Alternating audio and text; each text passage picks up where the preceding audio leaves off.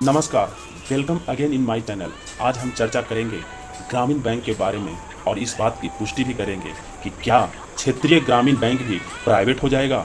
यह वीडियो उन लोगों के लिए भी बहुत ही खास है जो कि देश के किसी भी क्षेत्रीय ग्रामीण बैंक में कर्मचारी के रूप में कार्यरत हैं और उन लोगों के लिए भी जो कि ग्रामीण बैंक के कस्टमर हैं। वर्तमान में मीडिया में अथवा सोशल नेटवर्क पर सिर्फ इसी बात की चर्चा है कि देश के सभी बैंकों का प्राइवेटाइजेशन हो जाएगा। तो क्या ग्रामीण बैंक भी प्राइवेट हो जाएगा? इस बात को समझने से पहले हमें ग्रामीण बैंक के स्ट्रक्चर को समझना होगा और साथ ही यह भी समझना होगा कि कौन से बैंक सरकारी हैं और कौन से बैंक प्राइवेट हैं। कहने का अर्थ यह है कि सरकारी और प्राइवेट बैंक में अंतर क्या है। दोस्तों, सरकारी और प्राइवेट बैंक के स्ट्रक्चर के बारे में आप बहुतों को मालूम होगा और जिन्हें नहीं मालूम है उनको मैं बता दूं कि जिन बैंकों में सरकार की 51% हिस्सेदारी है या उससे अधिक हिस्सेदारी है वो बैंक सरकारी बैंक की कैटेगरी में आते हैं और जिन बैंकों में सरकार की हिस्सेदारी 49% या उससे कम है या नहीं है वो बैंक प्राइवेट बैंक की कैटेगरी में आते हैं। और जहां तक क्षेत्रीय ग्रामीण बैंक की बात है, क्षेत्रीय ग्रामीण बैंक केंद्र सरकार की 50% हिस्सेदारी है और राज्य सरकार की 15% हिस्सेदारी है और शेष 35% की हिस्सेदारी स्पॉन्सर बैंक यानी कोई भी वाणिज्यिक बैंक का होता है। ऐसे सिचुएशन में यदि क्षेत्रीय ग्रामीण बैंक का प्राइवेट करना है तो इसमें 51% की हिस्सेदारी प्राइवेट संस्था को करना होगा जो कि असंभव है। मान लो यदि राज्य सरकार अपनी हिस्सेदारी हटा ले तो भी केंद्र सरकार का 50% हिस्सा शेष रह जाएगा और साथ ही वाणिज्यिक बैंकों में भी केंद्र सरकार का हिस्सेदारी है। और यदि केंद्र सरकार क्षेत्रीय ग्रामीण बैंक में अपनी 50% की हिस्सेदारी बेच दे जो कि असंभव है, तो ही कुछ संभव है कि क्षेत्रीय ग्रामीण बैंक प्राइवेट की ओर अग्रसर होगा। बैंक प्राइवेटाइजेशन की ओर अग्रसर होगा या नहीं होगा इस बात का पहले से निश्चित करना बिल्कुल ही असंभव है।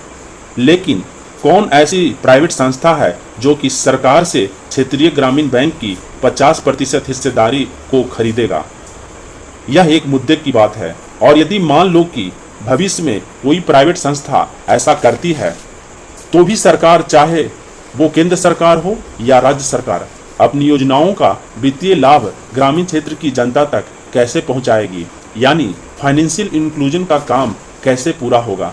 अब हम इतिहास की गहराई में चलते हैं। 1975 में इंदिरा गांधी की सरकार ने ग्रामीण और अर्ध शहरी क्षेत्रों में गरीब ग्रामीण भारतीयों को बैंकिंग सुविधा का लाभ देने के लिए क्षेत्रीय ग्रामीण बैंक की स्थापना नरसिम्हा समिति की सिफारिश पर किया था, जिसका उद्देश्य था कि किसान और मजदूरों को बैंकिंग सुविधा मुहैया कराना, किसानों को ऋण देना और मनरेगा के तहत श्रमिकों की मजदूरी का भुगतान करना, साथ ही वृद्धा पेंशन, विधवा पेंशन और अन्य सरकारी लाभों को ग्रामीण क्षेत्रों तक पहुंचाना।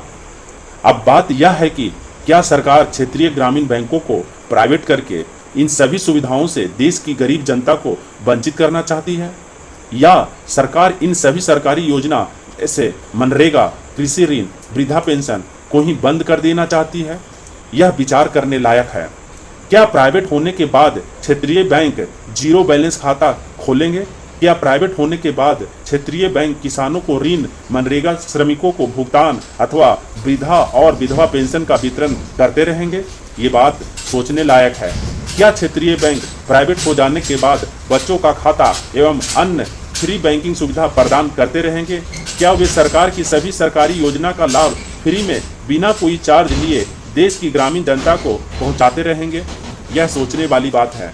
मुझे नहीं लगता, क्योंकि देश की कोई भी प्राइवेट संस्था जो वर्तमान में है, चाहे वो देश का प्राइवेट बैंक हो, प्राइवेट हॉस्पिटल हो या प्राइवेट स्कूल या कॉलेज, वो सिर्फ देश की जनता को खुलेआम लूटने का काम कर रही है और सरकार का उन पर कोई भी नियंत्रण न के बराबर है। और यदि सरकार के द्वारा देश की ग्रामीण जनता को किसी भी तरह का सरकारी व वित्तीय लाभ या योजना नहीं पहुंचाना है या नहीं लागू करना है तो क्या लोकतंत्र ही समाप्त हो जाएगा? यह एक गहन मुद्दा है। विचार कीजिए और आपका अपना जो भी विचार है कमेंट सेक्शन में कमेंट करके बताइए। जय हिंद।